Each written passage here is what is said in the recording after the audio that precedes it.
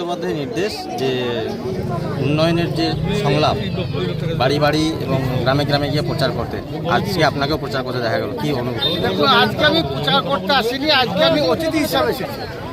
এখানে যারা দায়িত্ব আছেন, আমাদের জেলার মহিলা নেত্রী, ব্লকের মহিলা নেত্রী, পঞ্চায়েত সমিতির সভাপতি, ব্লক সভাপতি থেকে শুরু করে অঞ্চলের প্রধান থেকে শুরু করে অঞ্চল সভাপতি এবং মামাটি মানুষের সৈনিক যারা আছে তাদের একটা নামের লিস্ট করা হয়েছে।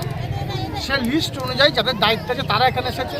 এর আগে আমি গিয়েছিলাম মেনকোট্টা অঞ্চলে, ওখানে বিধায়ক সাহেব ছিলেন, ওখানে টিম তৈরি করা আছে, এখানে টিম আছে, 3টে টিম নানুর বিধানসভার প্রত্যেকটি এরিয়ায় ঘুরছে।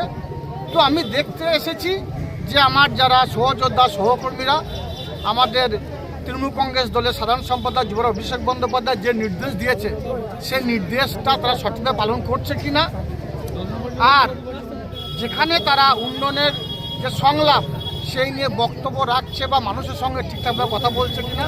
কিন্তু আজকে এসে ধূপসেনা অঞ্চলে যে দেখতে পেলাম, এখানে কয়েক হাজার মায়েদের বোনেদের সামনে আমাদের যারা নেতা নেত্রীরা আছে, যারা গ্রাম পঞ্চায়েত উত্তীর্ণ জনপ্রতিনিধিরা আছে, তারা বক্তব্য রাখছে এবং তারা উন্নয়নের পাঁচালী অর্থাৎ মমতা বন্দ্যোপাধ্যায় এই মাত্র কয়েক 15 বছরে যে উন্নয়নগুলো করেছে সেই উন্নয়নগুলো তারা তুলে ধরছে, মানুষ সেগুলোকে মন দিয়ে শুনছে এবং আমার দৃঢ় বিশ্বাস এই উন্নয়নের নিরিখে বাংলার মানুষ 2026 নির্বাচনে দুহাত ভরে মমতা বন্দ্যোপাধ্যায়, অভিষেক বন্দ্যোপাধ্যায় মমতা প্রার্থী আশীর্বাদ করবে।